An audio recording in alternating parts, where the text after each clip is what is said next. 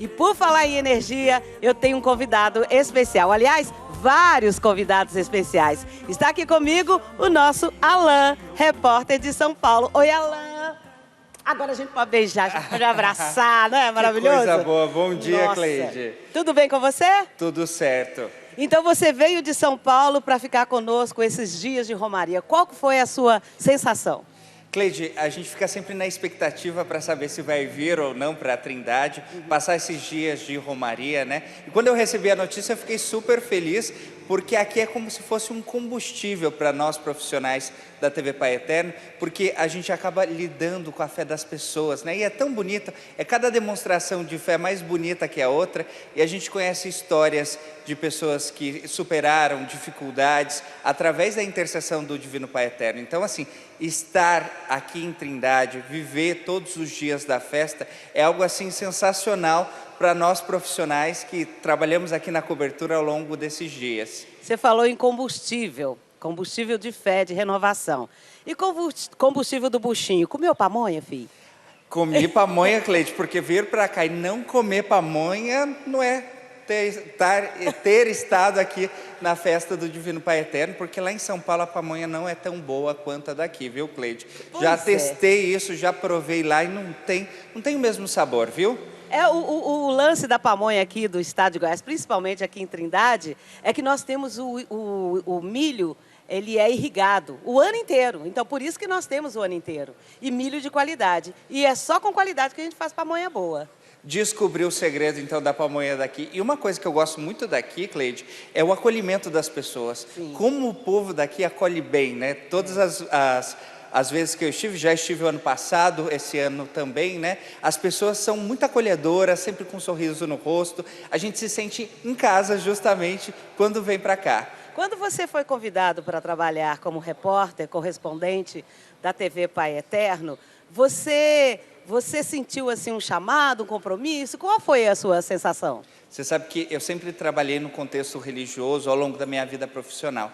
E assim, para mim é fantástico tudo isso, porque a gente trabalha com o intangível, né? Justamente com a fé das pessoas. E é tão bonito a gente lidar com isso no dia a dia, por mais que a gente fale dos mais diversos assuntos no cotidiano do jornalismo, mas a gente sabe que a nossa informação pode transformar a vida de alguém em algum lugar do Brasil. Então isso é uma coisa que me move muito a trabalhar nesse contexto religioso, pensar que as pessoas vão ter a vida transformada de alguma maneira através do meu trabalho, através dos profissionais que atuam justamente nesse segmento. E nesse segmento, há quanto tempo que você está? Há muito tempo, você sempre trabalhou nesse segmento. Você se lembra de alguma coisa que te emocionou? Você como repórter, porque a gente tem que se manter firme, né? Repórter mais ainda, apresentador a gente meio que chora mesmo. Alguma coisa que você se lembra com relação à fé, que te emocionou tanto, que você falou, ai meu Deus, será que eu vou segurar as lágrimas? Já aconteceu isso? Cleide, sempre cai um cisco no olho, viu? Mas tem uma história do ano passado, que era um menino jovem, pré-adolescente, eu acho que ele tinha aí na casa dos 12, 13 anos, pagando uma promessa aqui ao Divino Pai Eterno. Ele foi na alvorada festiva, foi de joelho, subiu os degraus da igreja de joelho, e a gente pensar, né, diante da sociedade que a gente vive, um jovem expressando a sua fé é muito bonito, né? A gente vê as pessoas mais velhas demonstrando a sua fé, isso é importante, é bonito, mas quando a gente vê um jovem, a gente se sente tocado. Então foi uma experiência que me marcou muito no ano passado, foi justamente fazer esse VT sobre esse jovem que veio pagar uma promessa, subiu as escadas de joelho e demonstrou ali que também a igreja é jovem, que eu acho que é uma coisa muito importante, né? O Papa Francisco sempre ressalta muito bem isso, né? A gente está prestes a viver a Jornada Mundial da Juventude, já agora no mês de agosto, ver o lado da igreja jovem, ver que existem jovens que estão engajados, que estão preocupados em ser igreja. E agora, no finalzinho dessa festa, que aqui tem uma tradição, Alan, quando termina a festa, na segunda, na terça e na quarta, os comerciantes começam a fazer liquidação. Aí é outro evento, né? E vai acontecer hoje, amanhã e depois. Eu espero que você fique aqui para você comprar um tacho de cobre, por exemplo, um tacho para fazer doce. Opa, bom saber, viu? Eu não sabia dessa não, já vou preparar espaço na mala, Cleide, para levar umas lembrancinhas para quem ficou lá em São Paulo, né? Uhum. Você tem um santo de devoção?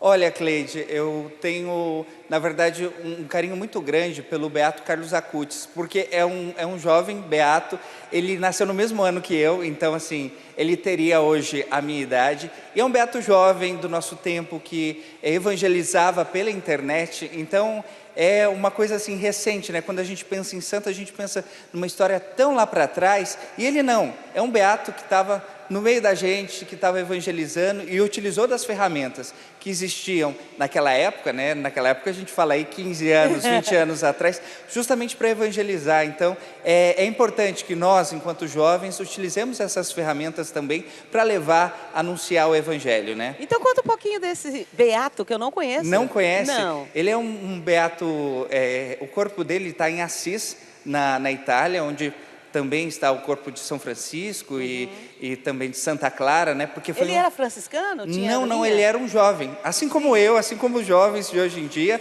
Ele usava calça jeans, usava camiseta, e ele era assim, ele tinha contato com essas questões de internet, era muito envolvido, e ele decidiu fazer um blog para falar sobre Eucaristia. Então, com esse blog, ele começou a evangelizar e a levar a palavra de Deus, levar os milagres eucarísticos. Então, ele usava desse meio justamente para comunicar naquela época. Isso há 20 anos atrás, 15 anos atrás. E ele faleceu de câncer, mas ele era muito devoto à Eucaristia. Então, ele sempre, ao longo da doença, reforçava esse aspecto. E, recentemente, né, o Papa o proclamou beato, né, e agora está em processo de canonização. Olha. Inclusive, o corpo dele, quando foram abrir, tudo mais, estava incorrupto. Então, Gente, é um linda. jovem do nosso tempo, é um santo que futuramente vai ser proclamado pela igreja, que viveu no meio de nós, né? Teria, na verdade, a minha idade. É uma coisa assim que Quantos me anos você tem, impressiona. Alan? Ah, Cleide, que maldade. 31, Cleide, 31. Ah, zerinho demais, novinho demais. 31 anos, um santo, que ele morreu há quanto tempo? Cleide, eu não sei exatamente, mas deve ter por volta aí de uns 15 anos mais ou menos. Nossa. Quando ele faleceu. Eu não lembro a idade ao certo que ele faleceu, e foi muito curioso porque eu conheci a história dele antes dela ser um pouco mais conhecida por todo mundo. Numa viagem em Fátima, me chamou muita atenção que tinha uma exposição, era a época do centenário das aparições, e tinha um terço que era dele, Servo de Deus, Carlos Acutis. E eu olhei ali o ano e me identifiquei, falei, nossa, um servo de Deus, na época não era nem beato, que nasceu no mesmo ano que eu. E eu fui pesquisar, fui conhecer, e pouco a pouco, e meu grande sonho era um dia poder ir para Assis, para rezar diante, né, de onde ele está. E eu tive a graça de poder ir, fazer a minha oração, me emocionei muito quando eu fui para lá. Então foi uma experiência muito bacana de ver um jovem, né, Então nesse caminho de ele fez o santidade. primeiro milagre na sua vida, que Qual? você queria ir para Fátima e foi. Fui para Fátima, para Roma, Aí, ó. consegui essa proeza. Ai, que coisa maravilhosa, que história linda. Eu costumo dizer que eu sou assim, vamos dizer, eu sou muito festiva, porque eu tenho uma galera, que eu falo que é a minha comissão de frente, eu tenho todos os santos. E eu amo todos eles, mas a fé no Divino Pai Eterno é inabalável, não é? A gente sente aqui uma energia diferente. Sem dúvida, Cleide, é muito bonito ver a devoção das pessoas, a fé das pessoas e reconhecer a intercessão do Divino Pai Eterno, né? Quantas histórias não foram mudadas, quantos diagnósticos que não tinham solução e pela intercessão, pela fé das pessoas no Divino Pai Eterno, a situação mudou, né? Então isso faz a gente acreditar no inacreditável. Isso. É o mais bonito, Isso, né? é De isso encher mesmo. os olhos todas as vezes, como eu disse no começo, né? É o combustível. A gente vem para cá, a gente vê cada história bonita, cada história de devoção que você não imagina que as pessoas possam ser curadas pela intercessão, pela fé. Então é muito bonito, né? E a gente sempre tem aquela proximidade de pai, né? Quando a gente tem dificuldade, a gente vai lá, conversa, se põe diante da imagem, fala, olha, situação tá difícil, estou precisando daquela forcinha, daquela ajudinha. É isso mesmo. Então, é interessante esse contato, essa relação das pessoas com o Pai, né? Então, é muito bonito de ver todo esse contexto de fé ao longo desses dias de Romaria.